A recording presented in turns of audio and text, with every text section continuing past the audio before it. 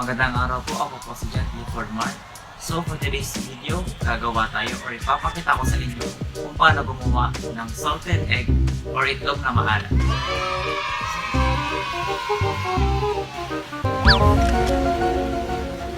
Ginagawa mo!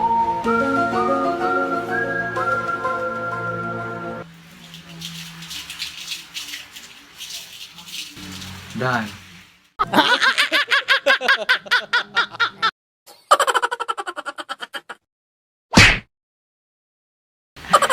So without further ado, let's start.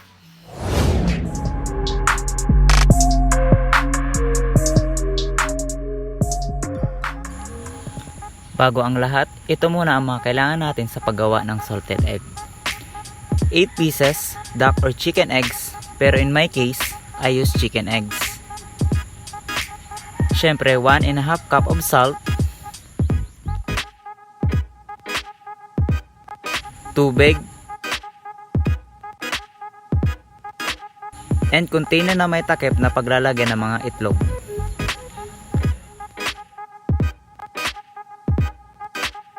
So here is the complete list of ingredients and materials.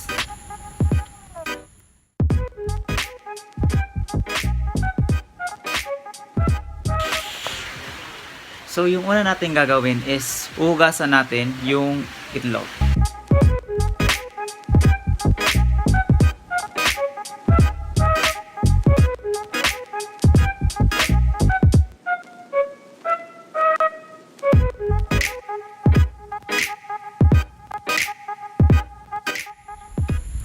Sa paglinis ng itlog, dapat matanggal ang mga dumi na dumikit sa shell.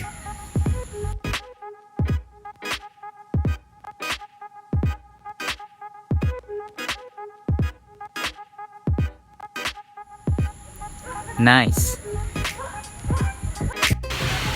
Pagkatapos hugasan ng itlog ay ilalagay na natin siya sa container. Syempre, hugasan muna natin ang lalagyan para malinis. It is advisable na kasya yung kamay mo para maayos sa pagkakalagay ng itlog sa container.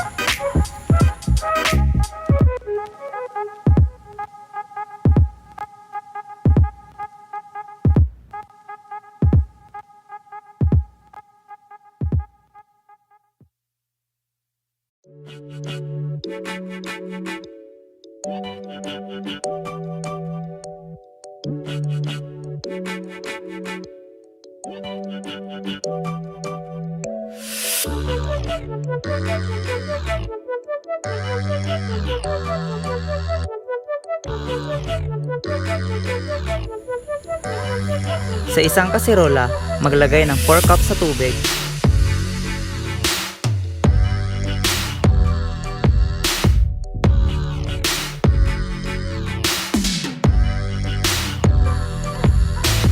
okay, and then pakuluan natin ito.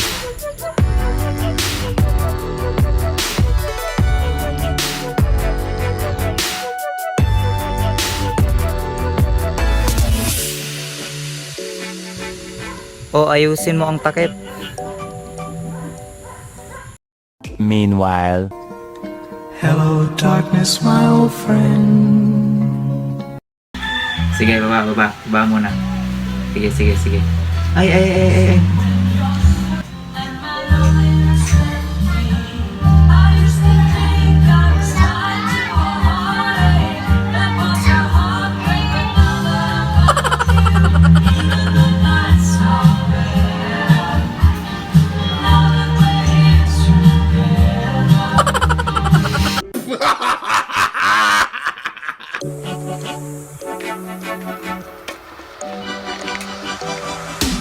Ayan, kumukulo na.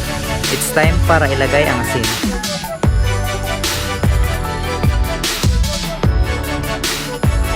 Sa paglagay ng asin, dapat konti-konti muna para matunaw agad ang asin.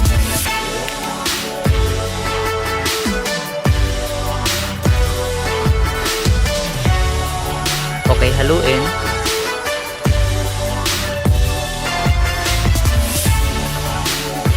Then lagay ulit.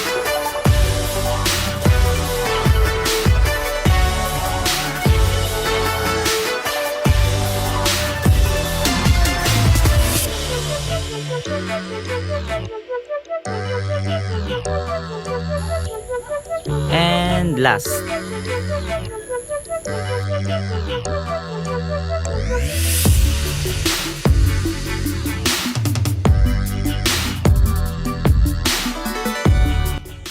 pagkatapos po ay haluin natin siya na mabuti para matunaw ang asin.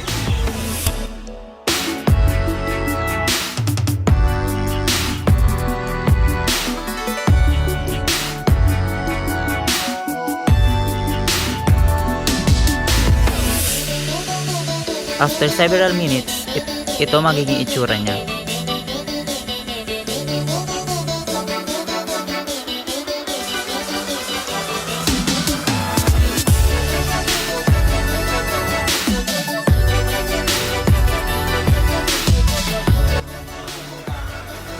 So mukhang okay na siya. So papalamagin mo natin siya for a while.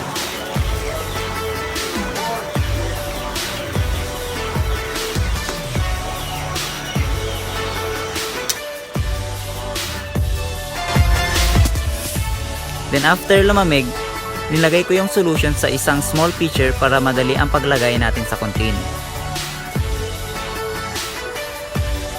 Kung mapapansin nyo, ay isa na lang na container ang ginamit ko kasi kasya na pala lahat. Tamang pagkakalagay lang talaga sa container ang susi. So yun, nalagay ko na ang tubig na may asin and dapat ay lubog ang mga itlog sa solution.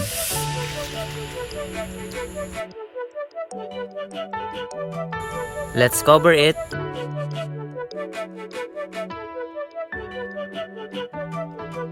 And done.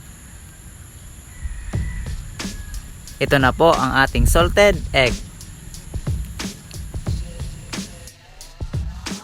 I-store po natin siya sa isang dark area for at least 3 weeks.